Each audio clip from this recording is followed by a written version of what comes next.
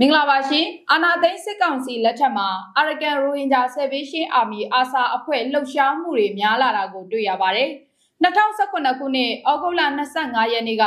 မြန်မာနေကြားဆောင်ကင်းစခန်း30ဝန်းကျင်ကိုအာဆာတပ်များဝင်ရောက်တိုက်ခိုက်ခဲ့လို့မြန်မာစစ်တပ်နဲ့အာဆာတို့2018ခုနှစ်ကုန်ခန့်ထိတိုက်ပွဲများဖြစ်ပွားခဲ့ပါတယ်။ဒါကြောင့်မြန်မာနိုင်ငံအကြမ်းဖက်မှုတိုက်ဖြတ်ရေးဗဟိုကော်မတီကအာဆာအဖွဲ့ကိုအကြမ်းဖက်အဖွဲ့အဖြစ်အကြမ်းဖက်မှုတိုက်ဖြတ်ရေးဥပဒေအရ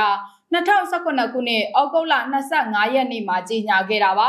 စစ်တပ်ရဲ့အာဏာသိမ်းမှုနောက်ပိုင်း2023နိုဝင်ဘာမှာတကြော့ပြန်ဖြစ်ပွားခဲ့တဲ့မြန်မာစစ်တပ်နဲ့ AA တို့ရဲ့တိုက်ပွဲတွေနဲ့အတူအာဆာရဲ့လှုပ်ရှားမှုတွေကိုပါပြန်မြင်လာရပါတယ်စစ်ကောင်စီဘက်ကဘူးသီးတောင်နဲ့မောင်တော်ဒေသတွေမှာ AA ကိုစစ်ရှုံးချိန်ရခိုင်ပြည်နယ်ကမွတ်စလင်တွေကိုပြည်သူစစ်ခေါင်းစဉ်နဲ့တင်နန်းပေးတာလက်နက်တပ်ဆင်ပေးတာတွေနဲ့အတူအာဆာဟာပြန်ပြီးခေါင်းထောင်လာတာလည်းဖြစ်ပါတယ်